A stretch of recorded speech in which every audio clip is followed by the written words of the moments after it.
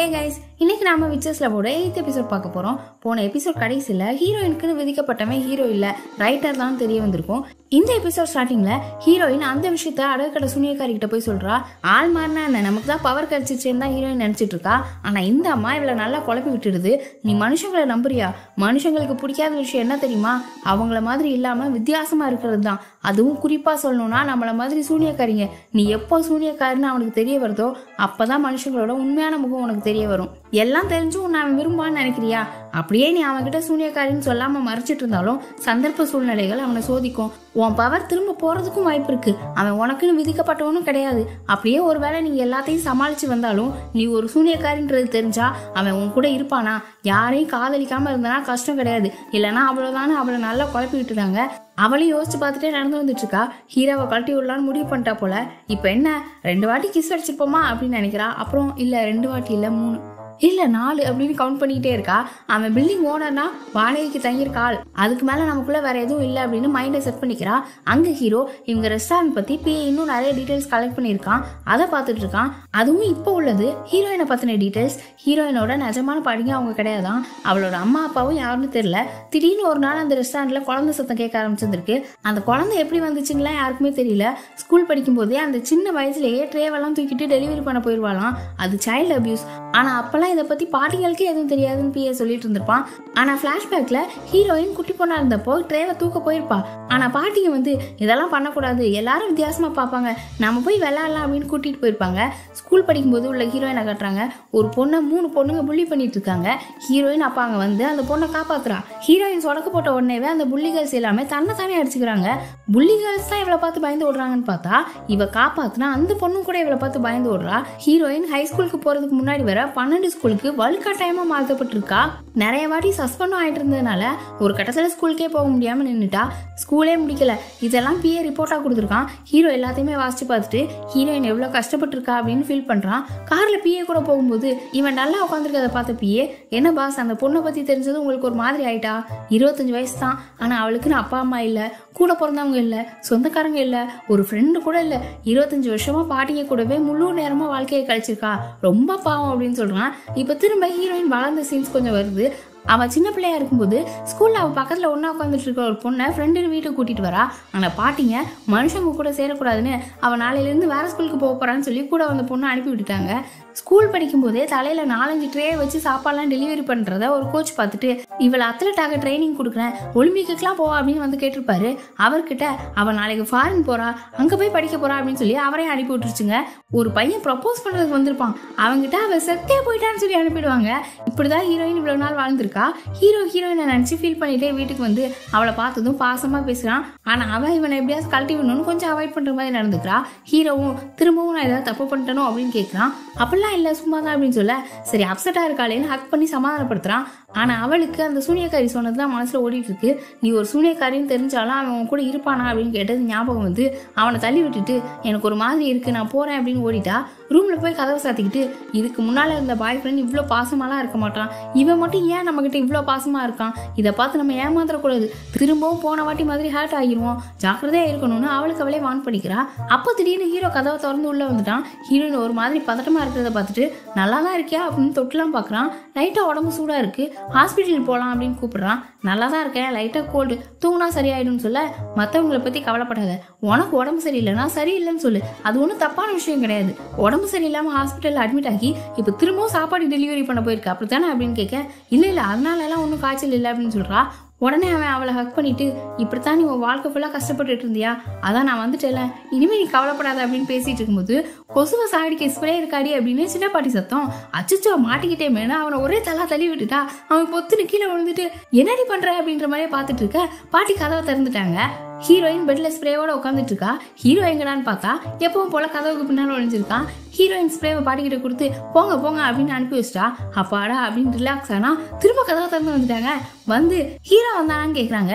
Heroine உடனே பதறி போய் அவன் ஏன் யாரும் வர போறான், என்ன பாட்டி என்ன பேசிட்டு இருக்கீங்கன்னு சொல்ல ஓரவும் கில்லடி வீட்டுக்கு வந்துட்டானான்னு கேட்டேன் அப்படின்னதும் வந்திருப்பான், யாருக்கு தெரியும், அவன் என்ன சின்ன குழந்தையா, எதுக்கு அதெல்லாம் பத்தி கவலைப்படணும் அப்படின்னு சொல்ல உனக்கு தேவையானது கிடைச்சிருச்சு, அப்புறம் நீ இப்படிதான் பேசுவேன்னு பாட்டி கிஸ் பத்தி எல்லாம் பேச வந்துட்டாங்க. ஹீரோ வேற கதவு பின்னால் நிற்கிறான். ஹீரோயின் டக்குன்னு பாட்டி வாயை பொத்திட்டா, நாள் ஃபுல்லாக டெலிவரி பண்ணிட்டு டயர்டாக இருக்கு பாட்டி, நான் தூங்கணும், போங்க போங்க அப்படின்னு வெளியே சொல்லி கதவை சாத்திட்டா. நல்ல வேலை ஹீரோக்கு எதுவுமே புரியல, அவன் எதுவும் கேட்கவும் இல்லை. இப்போ அடுத்த நாள் காலையில் பிஏ ஒரு நர்ஸையும் டாக்டரையும் கூட்டிட்டு வரான். என்னடா ஹீரோக்கு திரும்பவும் எதுவும் பிரச்சனையான்னு பார்த்தா அந்த டாக்டர் ஹீரோயினை செக் பண்ணிட்டு இருக்காரு. ஹீரோ தான் அவளுக்கு உடம்பு சரியில்லைன்னு நினச்சிட்டு டாக்டர் வர சொல்லியிருக்கான். அவரும் அவளை செக் பண்ணி பார்த்துட்டு, அந்த பொண்ணுக்கெல்லாம் ஒன்றும் இல்லை, உங்களுக்கு தான் ஏதோ பிரச்சனை, உங்கள் நாடி நரம்பெல்லாம் ஒருத்தர் மேலேயே கவனமாக இருக்கு சிஸ்டர், இந்த மாதிரிலாம் அறிகுறி தென்பட்டா அந்த நோய்க்கு பேர் என்ன அப்படின்னு கேட்க, நர்ஸும் மூஞ்ச சீரியஸாக வச்சுக்கிட்டு, காதல் நோய் டாக்டரே அப்படிங்கிறாங்க. எல்லாருக்கும் குபீரும் சிரிப்பு வந்துருச்சு. ஹீரோ இப்பெல்லாம் பண்ணது சின்ன பாட்டிக்கு டவுட் வந்துருச்சு. ஹீரோயினை தனியாக கூட்டிட்டு போய், என்னடி நடக்குது உங்க 2 பேருக்குள்ளவும், ஒழுங்கா உண்மையை சொல்லு அப்படின்னு கேட்க, அவன் அப்படிலாம் ஒன்றும் இல்லையே அப்படின்னு மழுப்புறா. எனக்கு மித்த விஷயத்த பத்திலாம் ஒன்றும் தெரியாம இருக்கலாம், ஆனா காதல் பத்தி எல்லாமே தெரியும். என்னை யாருன்னு நினைச்சேன், நான் அப்பவே எல்லாரோட கனவு கண்ணிடி, எப்போல இருந்து இதெல்லாம் ஆரம்பிச்சிச்சுன்னு கேட்க, அவளுக்கே தெரியாம கொஞ்ச நாள் முன்னாடி வாய விட்டுட்டா. அவங்களும், நல்ல வேலை அவன் உனக்கு விதிக்கப்பட்டவன், இதுவே வேற யாராவது பசங்களா இருந்திருந்தா அவங்கள நாடு கடத்திருப்போம். லவ் பண்றது எப்படினாலும் பயங்கரமான விஷயம் தான், இருந்தாலும் உனக்குன்னு விதிக்கப்பட்டவனா இருந்ததுனால பிரச்சனை எதுவும் வராது அப்படின்னு நினைக்கிறேன். அக்கா கிட்டலாம் சொல்ல மாட்டேன், கொஞ்ச நாள் என்ஜாய் பண்ணிக்கோ அப்படின்னு சொல்லிட்டு இருக்காங்க. இன்னொரு பக்கம் ஹீரோக்கு சைனா ட்ரிப் ஒன்று இருக்கு. அதுக்கு எடுத்து வச்சுக்கிட்டு யார்கிட்டயோ போன்ல ரெஸ்டாரண்ட் பத்தின இன்வெஸ்டிகேஷன் பத்தி பேசிட்டு இருக்கான். ரூம் கதவு லைட்டா திறந்திருக்கவும் ஹீரோயின் இவனை பார்த்துட்டே வந்து பின்னால இருந்து ஹக் பண்றா. உடனே இவனோட டிஃபென்ஸ் மோட் ஆன் ஆகி அவளை இழுத்து பெட்டிலே போட்டுட்டான். யாரோ அட்டாக் பண்ண வராங்கன்னு நினைச்சிட்டு இப்படி பண்ணிட்டான். எப்பவுமே ரொம்ப அலர்ட்டா இருப்பானா, அதனால இவனை பின்னாடி இருந்து ஹக் பண்ண முடியாது. ஹீரோயின் லைட்டா ஃபீல் பண்றா. ஹீரோ சைனாவுக்கு போறதுக்கு லக்கேஜ் எல்லாம் எடுத்து வச்சுட்டு இருந்திருப்பான்ல, அதுல ஹீரோயின் பத்தின இன்வெஸ்டிகேஷன் பண்ண ஃபைல் இருந்திருக்கும். அதை வேற அவ பார்த்துட்டா.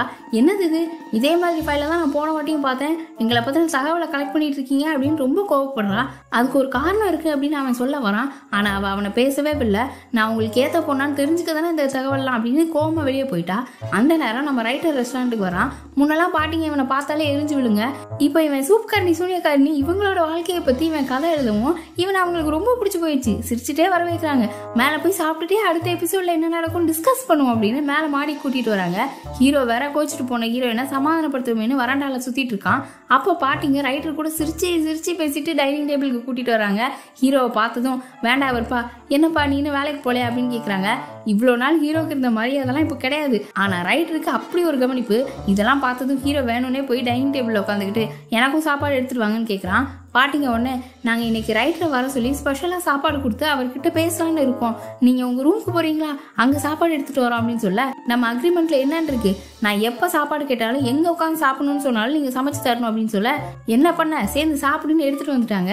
2 பேரும் சாப்பிட்டுட்டு இருக்கும்போது சின்ன பாட்டி டைரக்டா, உங்களுக்கு ஹீரோயினை முன்னாடி இருந்தே பிடிக்கும்ல, அதுதானே இப்போ சூப்காரணி சூனியக்காரின்னு ஒரு கதையாக வந்திருக்கு அப்படின்னு ஏதோ இன்டர்வியூ மாதிரி கேள்வி கேட்க, ஹீரோ பொறாமையில, என்ன கதை, சின்ன பிள்ளைங்க கதை மாதிரி, ஃபிளாப் வேற அப்படின்னு சொல்ல, பாட்டிங்கெல்லாம் புஞ்சிருச்சுங்க.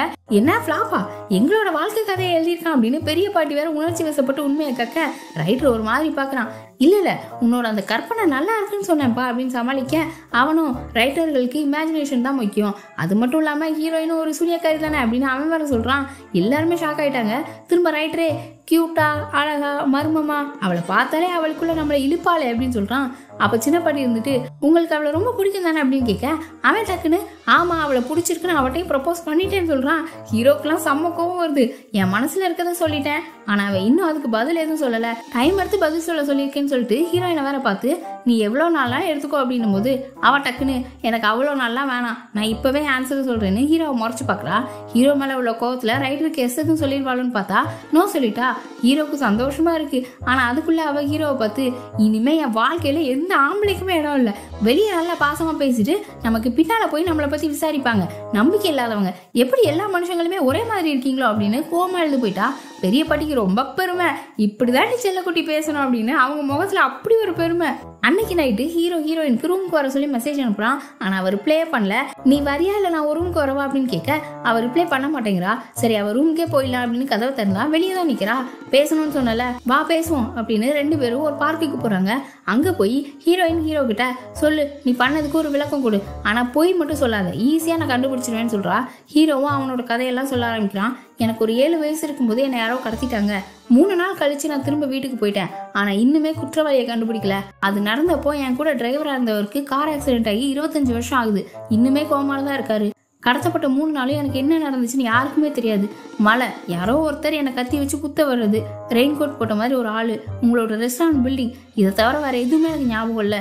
என் ஞாபகத்துல இருந்த அந்த பில்டிங் தான் உங்க ரெஸ்டாரண்ட், அதான் அதை வாங்கினேன். ஷெல்ஃப்ல இருந்து எடுத்த பாலம் அந்த இன்சிடென்ட்ல சம்மந்தப்பட்டது தான் அப்படின்னும் போது ஹீரோயினால இதெல்லாம் நம்பவே முடியல. நீ இன்னும் எங்களை சந்தேகப்படுறியா அப்படின்னு கேட்குறா. ஹீரோ அதுக்கு தெரியாதுன்னு தான் சொல்றான். இல்லைன்னா சொல்லலை. இவளுக்கு உடனே அந்த அடகு கடை சூனியக்காரி பேசுனது தான் மண்டைக்குள்ள ஓடுது. ஒரு மாதிரி அவனை பார்க்குறா. பார்த்துட்டு என் கூட பழகினதுக்கு பின்னால இந்த காரணம் தான் இருக்கா அப்படின்னு கேட்குறா. அப்படியெல்லாம் இல்லைன்னு உனக்கே தெரியும்னு சொல்ல ஹீரோயின் கண்டிப்பாக அவன் நம்ப மாட்டா, சண்டை தான் போடுவான்னு பார்த்தா. ஆனால் அவன் ஹீரோவை நல்லா புரிஞ்சு வச்சிருக்கா. அடுத்தவங்களை நம்ப முடியாம, உன்னோட வீக்கான சைடையும் யார்கிட்டையும் காட்ட முடியாம, உள்ளுக்குள்ள பயத்தோட இப்படிதான் இவ்வளோ நாளாக வாழ்ந்திருக்கியா அப்படின்னு சொல்லிட்டு அவனை ஹக் பண்றா. நிஜமாவே எனக்கு உன்னை ரொம்ப பிடிச்சிருக்கு, ஆனால் உன்னை நம்பவும் முடியல, நான் ஏன் இப்படி இருக்கேன்னு அவள் கண்ணெல்லாம் கலங்குது. ஹீரோ அவளை கிஸ் பண்ணுறான். சண்டையும் சமாதானம் ஆயிடுச்சு. இவங்களுக்குள்ள இன்னும் நிறைய அண்டர்ஸ்டாண்டிங்கும் வந்துருச்சு. அடுத்த நாள் காலையில் ஹீரோ சைனாவுக்கு கிளம்பிட்டான். 2 நாள் கழிச்சு தான் வருவேன்னு சொல்லியிருக்கான். அதனால பாட்டிங்களும் நைட் தானே அந்த மேஜிக் சூப்லாம் செய்வாங்க, அதை அவன் இல்லாதப்போ பண்ணிடலான்னு பிளான் பண்ணுறாங்க. ஆனால் நம்ம ஹீரோ அவன் சொன்னதுக்கு முந்தின நாள் நைட்டே சைனாலேருந்து கிளம்பிட்டான். இந்த விஷயத்த ஹீரோயின் கிட்டையும் சொல்லலை. சர்ப்ரைஸாக இருக்கட்டும்ட்டு ஒரு செயினையும் வாங்கிட்டு ஏர்போர்ட்லேருந்து காரில் வந்துட்டு இருக்கான். அங்கே ரெஸ்டாரண்ட்டில் பாட்டிங்க சூப் ரெடி பண்ண பின் கதவெல்லாம் மந்திரத்தை வச்சு பூட்டிட்டாங்க. இப்போ ப்ராசஸே ஆரம்பிக்கிறாங்க. ஹீரோ அண்ணனை பார்த்து வீட்டு முன்னாடி வந்து இறங்குறான். கதவை திறந்து பார்க்குறான், பூட்டி இருக்கு. இவன் இப்படி வந்தது தெரியாம உள்ள பாட்டியும் மந்திரத்தை ஸ்டார்ட் பண்ணிட்டாங்க. ஹீரோவும் சரி பின்பக்கமாக போகலான்னு அங்கே போனா அந்த கதவை தான் சின்ன பாட்டி மேஜிக்கில் பூட்டு போட்டாங்கல்ல. கதவை இழுத்து இழுத்து பார்க்குறான், திறக்கவே மாட்டேன்ட்டு. என்னடா இதுன்னு 2 கையை வச்சு இழுத்தா அந்த மந்திர பூட்டு பிஞ்சு கதவை திறந்துட்டு இது எதுவும் தெரியாம உள்ள அவங்க மந்திரம் போட்டுட்டு இருக்காங்க. ஹீரோ உள்ள வந்து அந்த கதவை லாக் பண்றான். அந்த சத்தம் கேட்டுதான் 3 பேரும் திரும்பி பாக்குறாங்க. ஹீரோவும் கரெக்டா அவங்கள பாத்துட்டான். அப்படியே எபிசோட முடிச்சிட்டாங்க. அடுத்த பாயாசம் ஹீரோக்குன்னு தான் நினைக்கிறேன். அவனை என்ன பண்ண போறாங்கன்றத பார்ப்போம். தெரிஞ்சுக்க சேனல் சப்ஸ்கிரைப் பண்ணி பெல் ஐகானை பிரஸ் பண்ணி வச்சுக்கோங்க. வீடியோ பிடிச்சிருந்தா லைக் பண்ணுங்க. அப்படியே உங்க ஃப்ரெண்ட்ஸ் அண்ட் ஃபேமிலிக்கு ஷேர் பண்ணுங்க. Bye by.